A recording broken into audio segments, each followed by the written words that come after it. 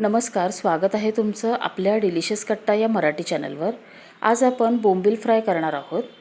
तर बोंबील फ्राय करताना बोंबील क्रिस्पी कुरकुरीत होण्यासाठी काय करायचं आहे आणि याचा मसाला जो लावलेला असतो तो तेलात सुटू नये यासाठी काय करायचं हे या व्हिडिओमध्ये मी सांगितलं आहे।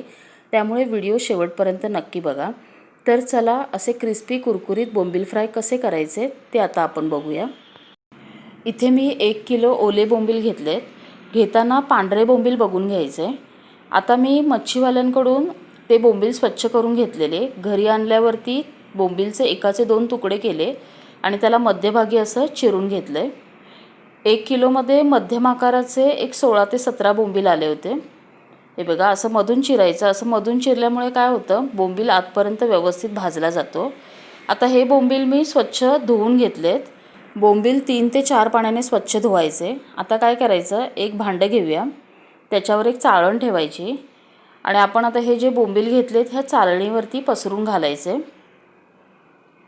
आपल्याला ह्या बोंबीलमधलं पाणी काढायचं आहे।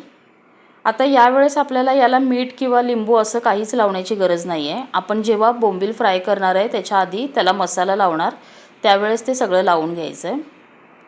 ही स्टेप केल्याने काय होतं, आपले बोंबील तळताना छान क्रिस्पी होतात, म्हणून असे बोंबील पसरून ठेवायचे। आता याच्यावर एक ताट ठेवायचं आणि माझ्याकडे एक जड असा दगड आहे, तो मी याच्यावर ठेवणार आहे, म्हणजे बोंबीलमधलं जे पाणी आहे एक्स्ट्राचं ते निघून जाईल। आता हे तासभर असंच ठेवून द्यायचं आहे। आता बोंबीलवर असं वजन ठेवून 1 तासभर झालं आहे। तर काढून घेऊया, ताट काढूया। आता खालच्या भांड्यात बघितलं तर बोंबीलचं पाणी खालच्या भांड्यात साठलंय, हे टाकून द्यायचं। आता एक दुसरं भांडं घेऊया। आता आपल्याला बोंबीलला मसाला लावायचा आहे फ्राय करण्यासाठी, तर या भांड्यात हे सगळे बोंबील मी काढून घेते। आता इथे मी एक 5 चमचे लाल तिखट घेतलंय, ते याच्यावर घालून घेऊया। तिखट तुम्हाला जसं आवडत असेल तसं घाला। अर्धा चमचा हळद घातली आहे। आता हे कोकमचं पाणी आहे, हे 2 चमचे घालून घेतलं। आता याच्यात चवीप्रमाणे मीठ घालून घ्यायचं आहे। मीठ तुम्ही तुमच्या अंदाजाने घाला। आता हे सगळं हाताने आपल्याला मिक्स करायचं आहे, म्हणजे प्रत्येक बोंबीलला हा मसाला व्यवस्थित लागला पाहिजे। आता हे आपण मसाला लावून एक अर्धा तास असंच ठेवणार आहोत, म्हणजे हा मसाला आहे तो बोंबीलमध्ये व्यवस्थित मुरतो। आता हे असं सगळं व्यवस्थित लावून घेऊया। बघा, आपण चाळणीतून पाणी काढल्यामुळे याला अजिबात पाणी नाही आहे। आता हे एक अर्धा तास असंच बाजूला ठेवूया। आता इथे बोंबीलला मसाला लावून ठेवून एक अर्धा तास झाला आहे। आता आपण हे बोंबील तळायचे आहेत। त्यासाठी मी इथे वरचं कोटिंग तयार करण्यासाठी रवा घेतला आहे ताटात। रव्यात थोडं तांदळाचं पीठ मिक्स करायचं। असं केल्याने काय होतं की आपण जेव्हा बोंबीलला हे रवा आणि तांदळाच्या पिठाचं कोटिंग लावतो तेव्हा ते तेलामध्ये सुटत नाही, ते व्यवस्थित त्या बोंबीलवरती राहतं। याच्यात अगदी थोडंसं लाल तिखट घालायचं आहे, म्हणजे त्या कोटिंगला टेस्ट येण्यासाठी, आणि अगदी थोडं मीठ घालायचं आणि हे सगळं व्यवस्थित मिक्स करून घ्यायचं। आता इथे आपलं रव्याचं मिश्रण तयार आहे।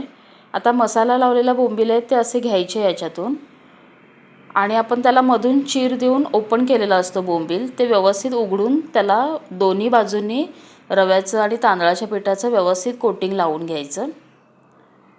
आता मी अगोदर असं थोडं बोंबीलला कोटिंग लावून घेते। आता इथे 4 ते 5 बोंबीलला मी असं रवा लावून घेतला आहे।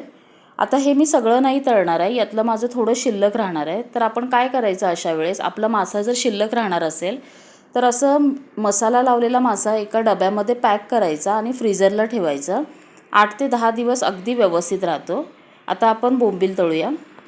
आता बोंबील तळण्यासाठी बाजूला मी पॅन ठेवलं आहे। पॅन गरम झालं की त्याच्यात तेल घालायचं। तेल थोडं एक्स्ट्रा घालायचं बोंबील तळताना, कारण जर तुम्ही कमी तेल घातलं तर ते बोंबील तव्याला चिकटतील।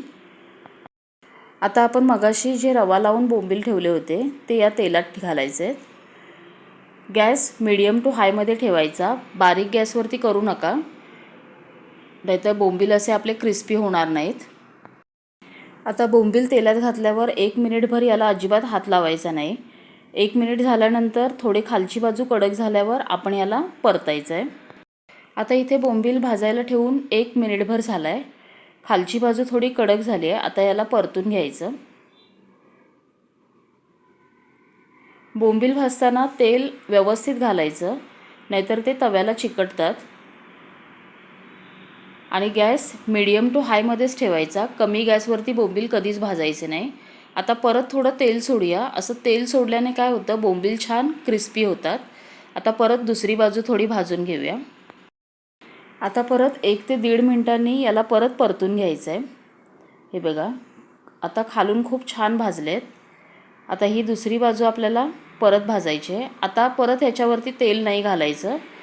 आता हे परत थोडेसे भाजून घेऊया. आता बोंबील बघा, अगदी छान दोन्ही बाजूंनी छान असे कुरकुरीत झालेत, व्यवस्थित भाजलेत. बघा, अजिबात तव्याला चिकटले नाहीत आणि जवळून बघाल तर छान कुरकुरीत असे तयार झालेत. आता काढून घेऊया. आता इथे आपले छान कुरकुरीत क्रिस्पी असे बोंबील फ्राय करून तयार आहेत. तर असे बोंबील फ्राय तुम्हीही नक्की ट्राय करा. माझी रेसिपी जर तुम्हाला आवडली असेल तर लाईक करा, कमेंट करा आणि जर माझ्या चॅनलला सबस्क्राईब केला नसाल तर माझ्या चॅनलला सबस्क्राईब करा.